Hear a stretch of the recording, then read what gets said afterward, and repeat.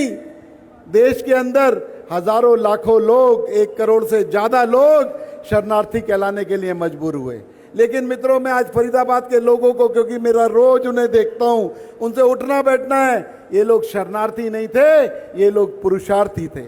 आज फरीदाबाद ने इन्हें प्यार दिया, इन्हें स्नेह दिया, इन्हें बसाने का काम किया, लेकिन इन्होंने अपनी मेहनत से फरीदाबाद को देश विदेश के अंदर मशहूर करने का काम किया। आज फरीदाबाद का औद्योगिक जगत इन लोगों के नाम से जाना जाता है। तो इसलिए जो लोग शरणार्थी कहते हैं, क्योंकि ये लोग किसी और देश में नहीं आए थे। ये पाकिस्तान जो आज कहलाता है वो हिंदुस्तान का ही हिस्सा था और ये हिंदुस्तानी थे। बाकी सब लोग तो बाय डिफॉल्ट हिंदुस्तानी थे, लेकिन इन लोगों ने हिंदुस्तानी अपने कहलाने के लिए बहुत बड़ा बलिदान दिया। किसने बलिदान दिया? अपने परिवार का। छोड़कर आए अपने खेत खलियान, अपने बड़े बड़े बिजनेस, लेकिन इन्होंने पाकिस्तानी कहलाना मंजूर नहीं किया। इन्होंने धर्म परिवर्तन करने का काम नहीं किया। तो मित्रों, ये पुरुषार्थी समाज है, इसलिए जो इन्हें कहता है कि ये लोग शरणार्थी हैं, उन्हें शर्म आनी चाहिए। ये देश के लोग हैं और इस देश का नागरिक कहलाने के लिए इन लोगों ने बलिदान दिया। और आज क्योंकि अनेकों लोगों ने, जब से आज़ादी हुई है, मैंने देखा विभिन्न जातियों ने, विभिन्न लोगों ने आरक्षण मांगने की बात की, लेकिन मैं अच्छे तरीके से जानता हूं 14 अगस्त 1947 से विस्थापित हो गए करोड़ों अरबों और साधन संपन्न लोग थे। यहां पर आए, मेहनत मजदूरी की, लेकिन किसी व्यक्ति ने कभी भी कोई कोटा, परमिट या अपने लिए आरक्षण मांगने का काम नहीं किया। अपनी मेहनत से यहां तक पहुंचने का काम किया है और आज देश की और हरियाणा की इकोनॉमी में एक अहम रोल निभाने का काम जो कर रहे हैं, ये मेरे पुरुषार्थी समाज के लोग कर रहे हैं। अपनी मेहनत से आज देखिए लाल कृष्ण आडवाणी, मनोहर लाल खट्टर, आई के गुजराल अपने पुरुषार्थ से राजनीति के शीर्ष पर पहुंचने का काम किया। और बिजनेस के अंदर हमारे हरियाणा से हरप्रसाद नंदा, हमारे मुंजाल साहब हीरो होंडा वाले अपने पुरुषार्थ से यहाँ पर पहुंचे। किसी आरक्षण, किसी परमिट, किसी सहारे से पहुंचने का काम नहीं किया। तो मित्रों, इस पुरुषार्थी समाज को मैं नमन करता हूं। हरियाणा की फिल्म इंडस्ट्री के अंदर राज कपूर और सुनील दत्त एक ऐसा नाम है जिन्होंने वही दंश झेलने का काम किया जब पाकिस्तान से यहां पर आकर अपने आप को हिंदुस्तानी कहलाया और अपनी मेहनत से इस शीर्ष पर पहुंचने का काम किया।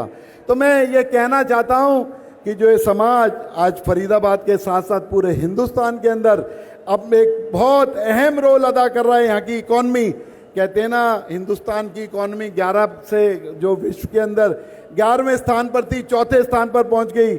आंकड़े निकलवा लेना, और वहां से जो विस्थापित होकर आए थे उस समाज का एक बहुत बड़ा रोल उस इकॉनमी को 4थे नंबर पर ले जाने का। मैं धन्यवाद करूंगा माननीय नरेंद्र मोदी जी का। उन्होंने इस दंश को समझने का काम किया, इस पीड़ा को समझने का काम किया, और 2021 के अंदर माननीय मोदी जी ने कहा कि इस आने वाली नई पीढ़ी को भी पता लगना चाहिए इस कांग्रेस ने किस तरीके से अपने ही देश के लोगों को विस्थापित करने का काम किया और उन लोगों को अपने देश के अंदर ही शरणार्थी बनाने का काम किया।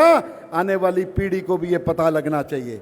तो मैं मित्रों, आप लोगों को कहना चाहता हूं, 2021 के बाद रेगुलर आज हरियाणा के जगह जगह पर पंचनद, जो हमारे भाई सुभाष जी जो कुरुक्षेत्र से विधायक और पूर्व में मंत्री थे, वो पंचनद के अध्यक्ष हैं। पूरे हरियाणा के अंदर इसका संगठन खड़ा किया और जगह जगह पर पूरे हरियाणा के अंदर माननीय मुख्यमंत्री नायब सैनी जी ने हर डिस्ट्रिक्ट के अंदर इस कार्यक्रम को स्थापित चालू करने का काम किया।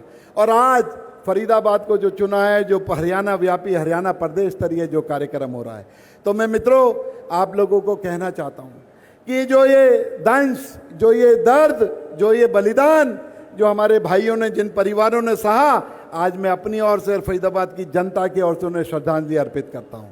और मित्रों, ये कहना चाहता हूं कि कोई भी व्यक्ति आप लोगों को अगर शरणार्थी कहे तो उसे जवाब देना कि हम अपने देश में आए हैं और इसकी कीमत हमने अदा की है। हम शरणार्थी नहीं, हम पुरुषार्थी समाज के लोग हैं। तो मैं आज यहाँ पर माननीय मुख्यमंत्री जी भी पहुँचने वाले हैं, माननीय मनोहर लाल जी भी पहुँचने वाले हैं। इस पर कहने के लिए तो बहुत बातें हैं। 2015 के अंदर भी मैंने एक बहुत लंबा चौड़ा भाषण विधानसभा के अंदर इस बात पर दिया था कि जो लोग अपने लोगों को शरणार्थी और कहते हैं ना कि ये परदेसी हैं, उन लोगों को समझना चाहिए कि ये एक पुरुषार्थी समाज के लोग हैं। तो मैं आप सभी को पुनः इस कार्यक्रम के लिए बहुत बहुत धन्यवाद देता हूं कि आप लोगों ने फरीदाबाद चुना और इस दर्द को समझने का काम किया। बहुत बहुत धन्यवाद। जय हिंद, जय भारत। धन्यवाद भाई विपुल जी ने बड़े मन के भाव रखे। अभी हमारे बीच डॉक्टर कृष्ण मिड्डा जी और सुभाष सुधा जी हैं। जैसे मुख्यमंत्री जी एंटर करेंगे और पुष्पांजलि अर्पित करेंगे, तुरंत मैं उनसे प्रार्थना करूंगा जगदीश चोपड़ा